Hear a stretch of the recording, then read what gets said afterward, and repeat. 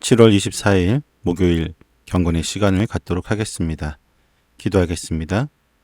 역사를 주관하시며 복음을 확산시키신 하나님, 오늘도 주님이 주시는 말씀 가운데 온전히 나아오게 하시니 감사드립니다. 스데반의 순교 이후 핍박 속에서 복음이 확장되어가는 놀라운 역사를 담은 말씀을 묵상하고자 합니다. 저의 마음을 열어주시고 주님의 섭리를 온전히 이해하고 깨닫게 하여 주시옵소서. 어떠한 고난 속에서도 흔들리지 않는 믿음으로 복음의 증인으로 살아가게 하여 주시옵소서. 예수님의 이름으로 기도드립니다. 아멘. 사도행전 8장 1절에서부터 4절까지의 말씀을 보겠습니다. 같이 읽습니다. 사울은 스데반이 죽임당한 것을 마땅하게 여겼다. 그날에 예루살렘 교회에 큰 박해가 일어났다. 그래서 사도들 이외에는 모두 유대 지방과 사마리아 지방으로 흩어졌다.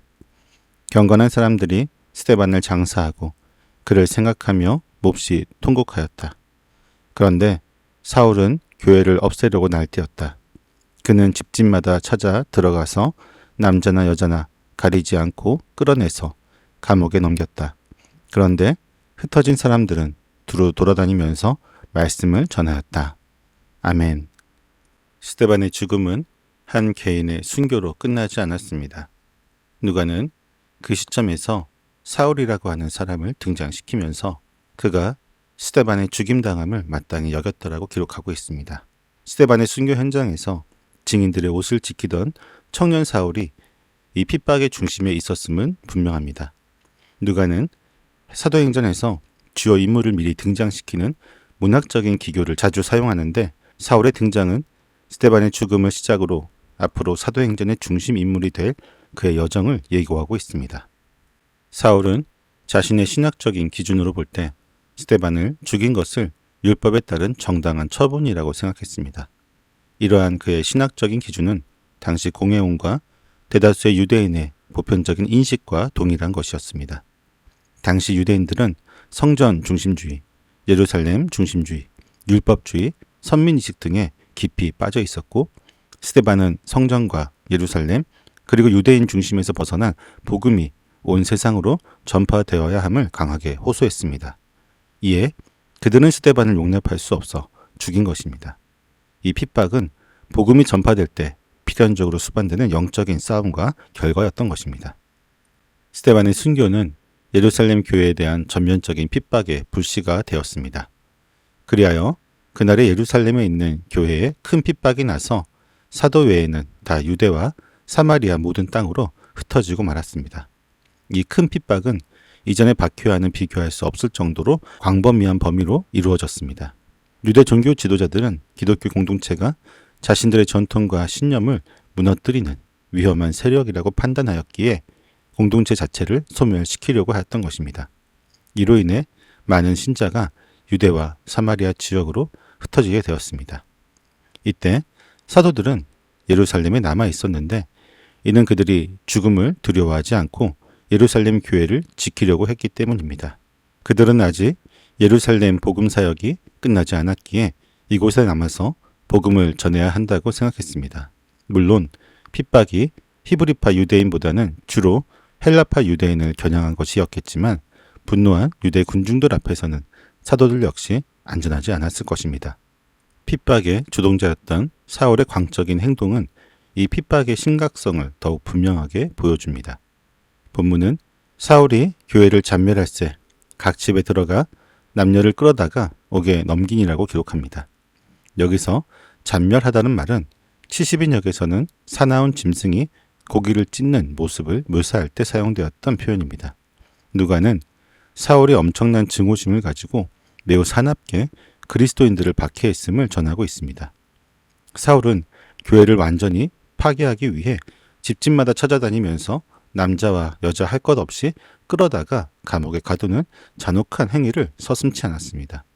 이러한 그의 열심은 한때 자신이 이단이라고 생각했던 기독교를 향한 강력한 증오에서 비롯된 것이었으며 훗날 바울 자신도 갈라디아서 1장 13절과 디모데전서 1장 13절에서 자신의 박해자로서의 과거를 고백하기도 했습니다.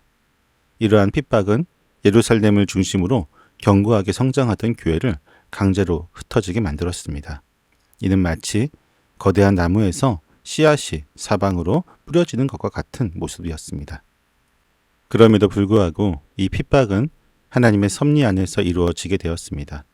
경건한 사람들이 스데반을 장사하고 그를 위하여 크게 울었습니다. 경건한 사람들이 그리스도인인지 아닌지 명확하게 알 수는 없지만 당시 공적인 법 집행으로 처형된 사람을 위해서 애곡하는 것이 허용되지 않았음에도 불구하고 그들이 스데반의 죽음을 정당하지 않다고 여겨 크게 울었다는 것은 매우 용기 있는 행동이었습니다. 그들의 슬픔 속에서 복음의 씨앗은 예루살렘을 벗어나 유대와 사마리아 끝까지 뿌려지게 되었습니다. 때문에 스데반의 순교로부터 시작된 핍박으로 인해 터진 성도들의 발걸음은 결코 절망적인 도피가 아니었습니다. 오히려 복음 확장의 새로운 동력이 되었던 것입니다. 본문은 그 사실을 짧고도 강력하게 선포합니다. 그 흩어진 사람들이 두루 다니며 복음의 말씀을 전하세라고 말입니다. 두루 다니며로 번역된 디엘도는 예루살렘 바깥 지역, 즉 유대와 사마리아 지역을 뜻하며 아울러 더욱 넓은 주변 지역을 가리킵니다. 이 구절은 사도행전 1장 8절에서 예수님의 대위임령, 곧 예루살렘과 온 유대와 사마리아와 땅끝까지 이르러 내 증인이 되리라는 말씀의 두 번째 단계인 온 유대와 사마리아 지역으로 복음이 확산되는 시작점을 알려주고 있습니다. 흩어진 이들은 사도들이 아니었습니다. 이름 없는 평범한 성도들이었지만 그들은 흩어진 곳곳에서 담대하게 예수 그리스도의 말씀을 전파했습니다. 이는 복음 전파가 특정한 사도나 지도자에 의해 국한된 사명이 아님을 분명하게 보여줍니다. 복음을 전하는 것은 모든 성도에게 주어진 사명인 것이죠. 그들은 비록 물리적으로는 흩어졌지만 영적으로는 더욱 견고하게 연결되어 있었습니다. 그들이 가는 곳마다 하나님의 말씀이 증거되었고 이는 새로운 교회의 개척과 복음의 확산으로 이어졌습니다. 그들은 고난 속에서 좌절하고 숨어버린 것이 아니라 오히려 흩어짐을 통해 복음의 씨앗을 심는 기회로 삼았습니다. 결국 스데반의 죽음은 복음 전파를 위축시킨 것이 아니라 오히려 복음의 확산을 촉진한 사건이 되었던 것입니다. 스데반의 순교와 예루살렘 교회의 핍박은 분명 큰 고난이었습니다. 성도들은 삶의 터전을 잃고 뿔뿔이 흩어져야만 했습니다. 그러나 하나님의 섭리 안에서 이 고난은 복음이 예루살렘을 넘어 유대와 사마리아 그리고 땅끝까지 전파되는 놀라운 계기가 되었습니다. 사탄은 핍박을 통해 교회를 멸하려고 하지만 하나님께서는 오히려 그 핍박을 통해 복음을 확장시키고 계십니다. 본문을 통해 우리는 몇 가지 중요한 진리를 얻을 수 있습니다. 첫째는 고난은 하나님의 섭리 안에 있다는 것입니다. 우리가 겪는 어려움과 시련 속에서도 하나님은 자신의 선한 뜻을 이루어 가십니다. 둘째로 모든 성도는 복음의 증인으로 사명을 받았습니다. 사도들 외에도 흩어진 평범한 성도들이 복음을 전파함으로써 교회가 확장되어졌습니다. 우리 각자의 삶의 자리에서 복음을 증거해야 할 책임과 특권이 있음을 기억해야만 할 것입니다. 마지막으로 하나님의 복음은 어떠한 핍박 속에서도 멈추지 않습니다. 핍박이 복음 확장의 촉매제가 되는 역설적인 은혜가 있음을 깨닫게 됩니다. 오늘 우리의 삶 속에도 예기치 않은 어려움과 고난이 닥쳐올 수 있습니다. 세상의 압력과 조롱이 우리를 힘들게 할 때도 있을 것입니다. 그러나 스데반과 예루살렘 성도들처럼 우리는 고난 속에서도 흔들리지 않는 믿음으로 주님의 복음을 붙들고 흩어진 자리에서 복음의 씨앗을 뿌리는 증인이 되어야 합니다. 고난을 넘어 역사하시는 하나님의 능력을 신뢰하며 오늘 하루도 담대하게 복음을 살아내는 성도가 되시기를 간절히 소망합니다. 기도하겠습니다. 섭리 가운데 역사하신 하나님, 오늘 스데반의 순교와 예루살렘 교회의 큰 핍박 속에서 복음이 예루살렘을 넘어 유대와 사마리아로 확장되어 가는 놀라운 진리를 보게 하시니 감사합니다. 또한 악인의 잔혹한 박해가 도리어 주님의 선하신 뜻을 이루는 도구가 되었음을 깨닫게 하시니 감사합니다. 저희의 삶에도 예기치 않은 어려움과 고난이 닥쳐올 때 낙심하거나 좌절하지 않게 하시옵소서. 하나님의 선한 섭리 안에서 모든 것이 합력하여 선을 이룰 줄 믿고 흔들리지 않는 믿음으로 주님의 복음을 굳게 붙들며 살게 하옵소서.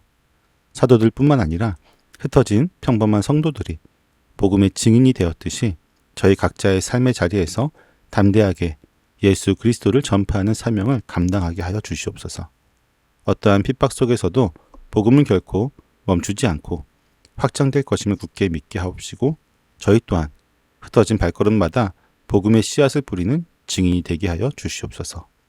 고난을 넘어 역사하시는 하나님의 능력을 온전히 신뢰하며 오늘 하루도 담대하게 복음을 살아내는 주님의 자녀가 되게 하여 주시옵소서. 예수님의 이름으로 기도드립니다. 아멘.